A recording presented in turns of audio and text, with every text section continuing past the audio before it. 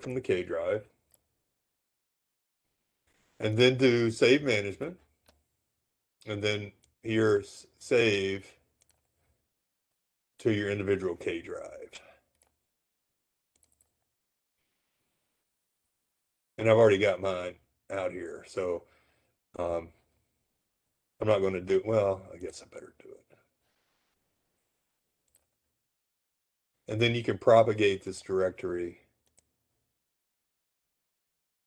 Now that's in my K drive. I am recording. So that needs to be in your K drive. So when I go to open it up from your K drive, um, I open up the product. I'm going to open the product to do the grading. This is the same thing I did with a hair dryer. So the same process as with a hair dryer. Um, these images are still probably in the global materials folder, but you do have read privileges there, so that you shouldn't have any associativity issues with these.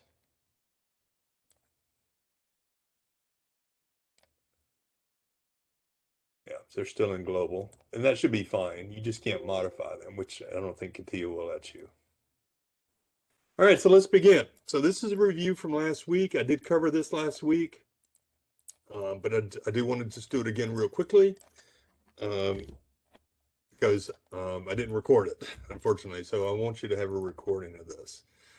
So I'm back in my seat here, and I need to be in the Imagine and Shape workbench.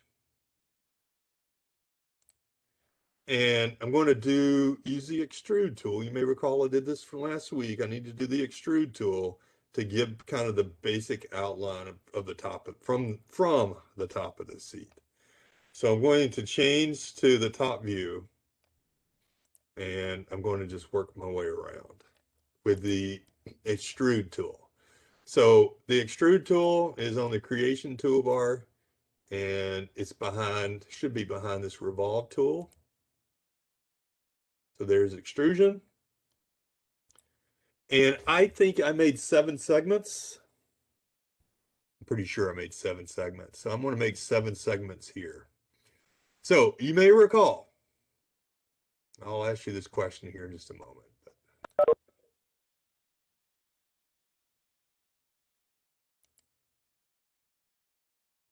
Think about it. That's 1, 2 segments, 3, 4. I may end up, let me see, I'll stop right there. So I made 1, 2, 3, 4, 5, but I did 6 segments instead of 7. So I just got to keep that in mind. I did 6 instead of 7. I don't know why I didn't do 7. 2, 3, 4. You can do as many as you want, as long as the model's, correct in the end. So that's my side. Okay. Beginning of my side. Now, somebody help me out here. What are the 2 principles?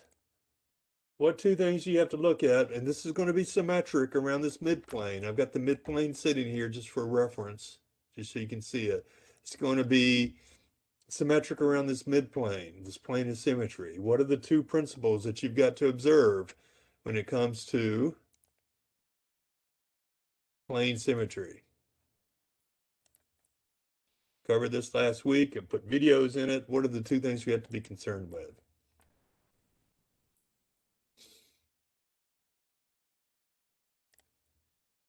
I want this to be symmetric over this plane. What were the 2 things? They need to have the same amount of vertices to connect to, and then Nope. no. Nope. That's not one of the 2. Wait, somebody said something. What Peter said. What did Peter say, Wyatt? I'm sorry, William? Will?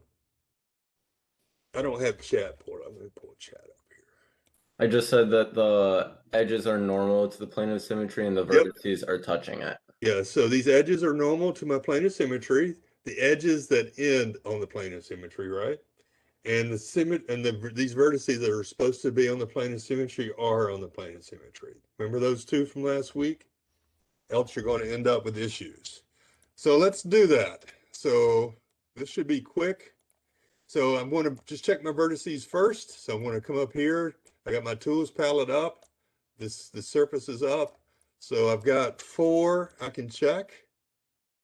2 on this end, 2 on this end. So let's just check them.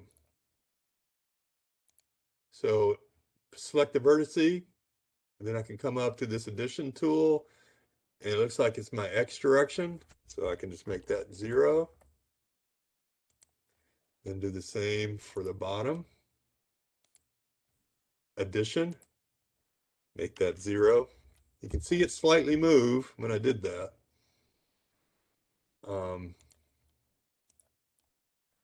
Come down here to this end. Well, that's really far off, but it's still X. So make it 0. See it shift. And then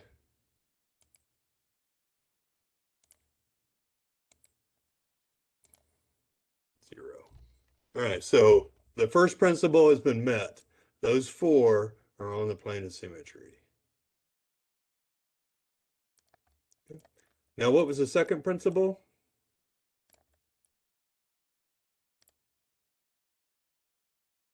These hull lines, and I call them hull lines, but edges, these edges here, you can call them edges if you want, because that's what CATIA calls them, edge selection. These edges need to be normal to this plane line. When I mean the ones, these 2 that end at the midplane.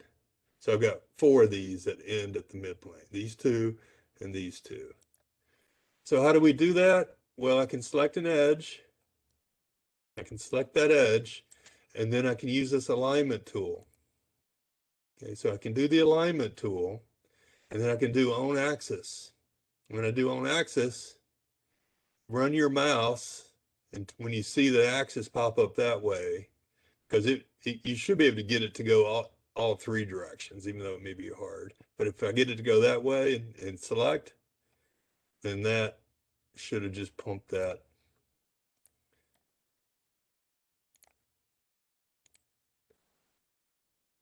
Alignment again this way. Good. I hope that's good. Notice how I popped back to translation. Sometimes I find that's easier. Sometimes it won't move your selection. It did that time. So that should have gotten everything. Let me look at it from the side view. I just do just a quick glance at it. Translation. Oh, let's do vertice. You can see the vertices better. So I select vertice. Looks like one vertice here. Do one behind the other.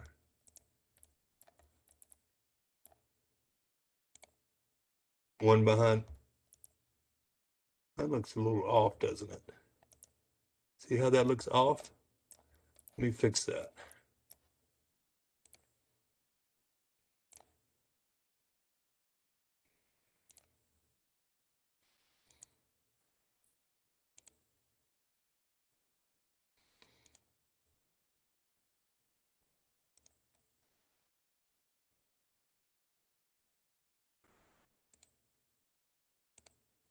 Now let me look at it.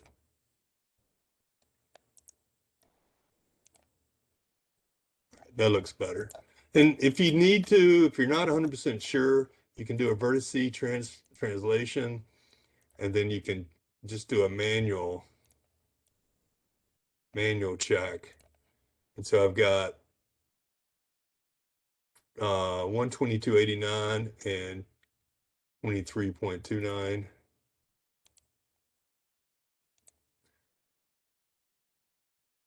Oops.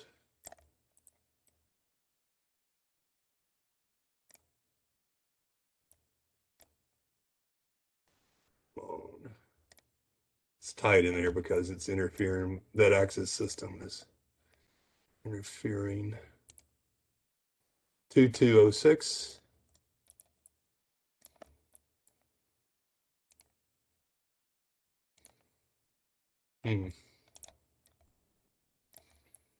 Z, the X is definitely going to be off. But see, this is 2, 3, 2, 9, and 0.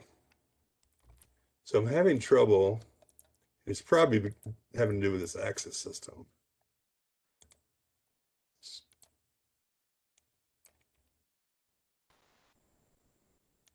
And move just a little bit. So that got it on. That's usually not that frustrating. Let me check these other sides here. That looks good. That looks good. I probably need to double check just to be sure. So we're looking primarily at these two. So let's check this. I forgot to 105, 364, 105, 3. Yeah, so those are good. So I'm going to assume these other two are good too, just for sake of time. Okay, so and before I'm done with the model, I go back and check those again anyway. So now let's start moving stuff around. So this was a question somebody had earlier, is because I've got 2 points here and I've got 2 points here, I need to make sure that I move those together. So when I do a translation here, and I need to make sure I select both. So I'm going to, it's a shift key, it looks like. So I'm going to do the shift key to select both. I couldn't remember if it was the control key or the shift key. And then when I select, stop it. I thought that compass looked funny. All right, so that compass can be a pain sometimes. Notice, all right, so now I'm good. You don't want to check any of these far to left boxes because you can, and actually it's helpful, you can reset where the compass is located by doing this robot definition, and you can move the compass to a new location. But for this project, you don't need to do that. But every now and then, I don't know how it happens, I accidentally hit it. But you can always reset it back. So now let's move. So this is where it gets kind of into more of an art than a science. And like I said, I'm working for a C grade here. So if you want to make a C, do exactly what I'm doing.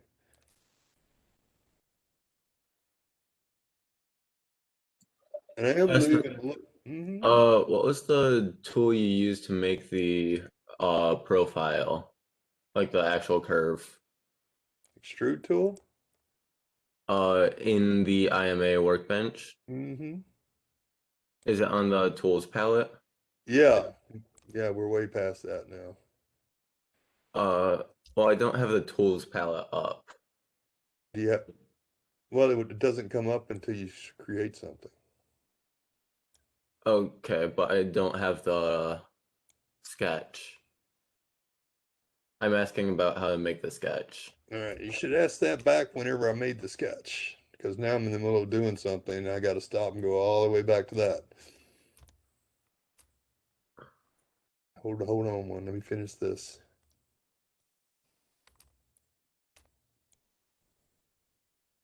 I'll leave it right there for now.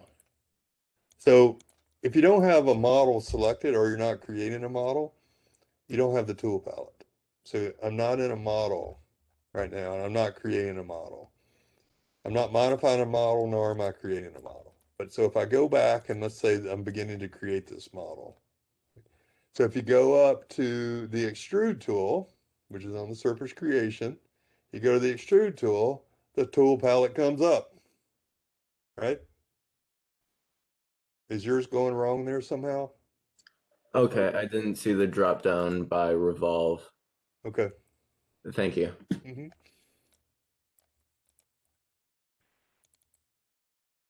Yeah, if y'all have, you can follow along, I guess, but I'm not moving too fast for people to follow along. You may have to refer back to the video. The big thing here is catching concepts. I can't hang around, and if you are trying to keep up with me, then you get behind, then you're just going to be behind the rest of the time. So just be careful doing that. So I'm back to my side view here. And what I'm trying to do is get these vertices where they need to be. So this is just a single vertice, but I like to get in the habit of just using the shift key to make sure I'm always aware that I'm trying to make sure that if I get to a scenario like right here, I don't accidentally only move one.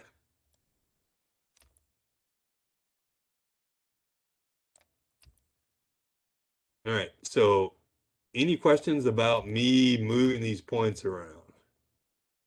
Like I said, I'm not going to get it perfect. I'm going to end up with a C grade. But that's close, you know, that may even be a B right now. But you can come back later and modify these points after you get some stuff done. So this is fairly well where I left off last week, except I had 7 segments. I don't know why I only have 6. 1, 2, 3, 4, 5, 6. 6 segments.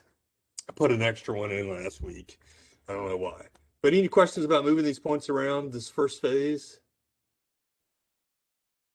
Probably wouldn't hurt to kind of take a look at no one's going to ask me any questions now. I mean, you can ask questions about this phase, right? See, that's looking pretty good too. Think about where the tip of the saddle is. Oh, these whole lines are looking normal. Let's look at it from the top. That might be a good place to look at it from. Probably can use some fixing here on the top. Now, nothing says that these have to be on top of each other. That doesn't mean I still can't move them together. See, now I'm kind of adjusting there's nothing here that says these have to be horizontal. So I can still adjust individually or separately here.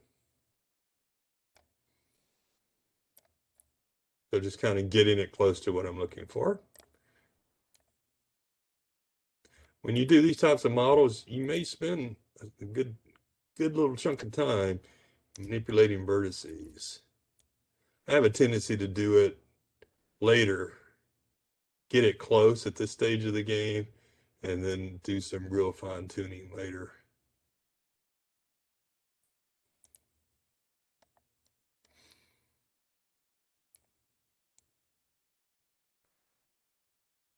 All right. I'm going to punch out of that. And let's begin the next. So that's the side. So that's my first surface. That's not too bad for now. Now let's do the top surface. So the top surface, this is going to be something. Let me pause. I'm recording.